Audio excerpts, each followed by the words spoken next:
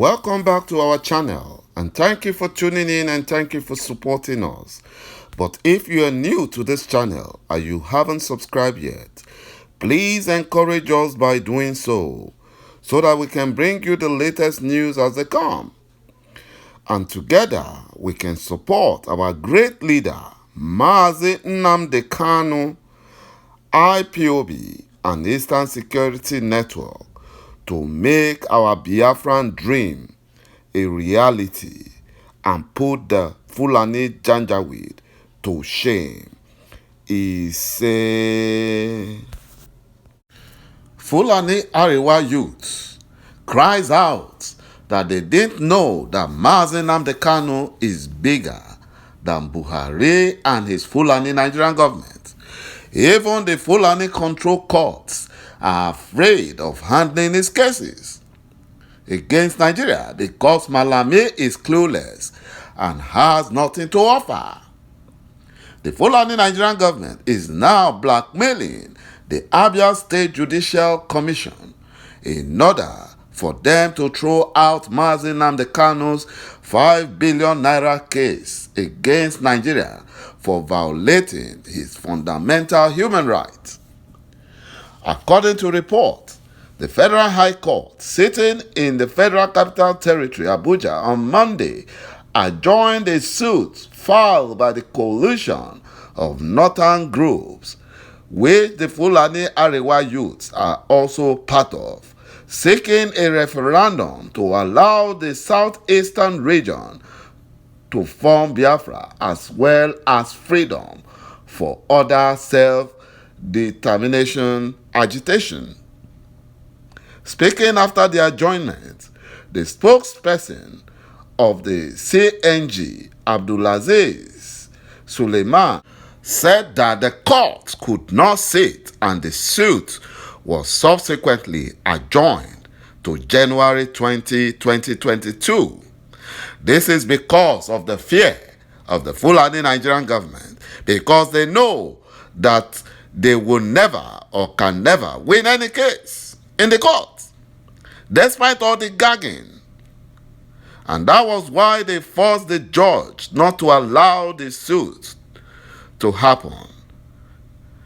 The suit filed by the plaintiff and leader of the group, Nastura Aisha Sharif, Abdulaziz Suleiman, Balarabi Rufai, Aminu Adam, joined the Attorney General of the Federation, Abubakar Malami, Senate President Ahmed Lawan, Speaker of the House of Representatives Femi Gbajabiamila, and the National Assembly as defendant.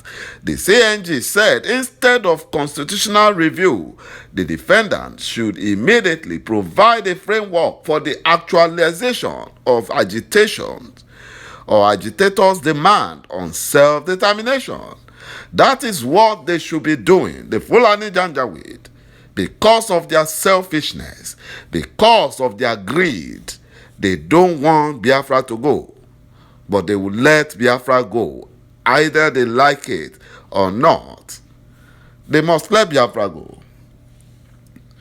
You know, the Fulani Nigerian government blackmailing the Abia Judicial Commission that the recruitment of court judges in Abia State have been allegedly fraught with bribery and corruption, as members of the State Judicial Commission reportedly received bribes from applicants. What is the difference? When the Fulani Nigerian government, led by Buhari, the one in Aso Rock, the imposter, when they remove the former Chief Justice of the Federation, a Biafran, Onojen, they removed him illegally. And they brought in Tanko, a Sharia court judge, to take over. You know, and all the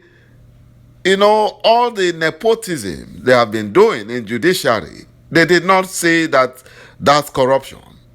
All the bribes they have been doing, they didn't see it as corruption. Why is it now that Mazi Nnamdi Kanu has filed this case that they are now remembering and using their compromised news media to blackmail the Abia State Judicial Commission. This is because they have already lost the case. They lost it. And that is why they have been using every form of tactics in order to stop the suit. Malami initially wrote the commission that they should throw out the case. But the commission refused to throw out the case. According to what the compromised news media said, they said one of the magistrates reportedly collapsed and died for not making the list despite paying the 15 million naira bribe for the recruitment which she raised by mortgaging her house. The Fulani sources said the process of nominating judicial officer to the National Judicial Commission (NJC) for appointment as state judge from the state have been embroiled in a bribery scandal. And this is as a result of what Buhari is doing. Because of their Fulanization agenda, they have turned the judiciary upside down, bribing those they can bribe. And those they can't bribe, they either blackmail them or send EFCC or DSS to raid their homes illegally at the cover of a night. The DSS are the ones they use, and EFCC, just as they did to the Biafran Justice, Mary Odili. That is what the Fulani Janjaweed are doing. They want to gag everywhere so that they can silence everyone while they are quietly committing genocide and actualizing their Fulanization agendas. But they have failed because Biafrans are wise. They are wiser now. This is not Biafra of 1967 to 1970. Everyone is wise now. Biafrans are wise. Even the Efulefus and Saboteurs, they are minority. They are less than 1%. But very soon, when the Biafran freedom comes, when Biafra is restored, they will all come back and start begging. They will beg. My brothers and my sisters, the Fulani Janjaweed are playing a dangerous game. They will ever regret, causing so much havoc or wreaking so much havoc in Biafra land and committing genocide, because they will never go free. They will never go free. They will be paid in their own language. The high time they know now that there will be no elections in Anambra, the better for them. Because the Fulani Janjaweed wants to use this election to test their war machines, to test their soldiers and see if they will be ready for another civil war that Buhari and his Fulani terrorist Nigerian government are planning. But Biafrans will sit at home, and there will be nobody, no Biafrans, that will be shot on the street. We know they have plans to shoot into people's homes in various communities in Biafra land. But thank God there's social media.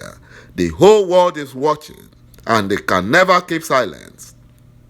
We will keep exposing the Fulani Janjaweed lies and tricks and all their plans to the whole world to see.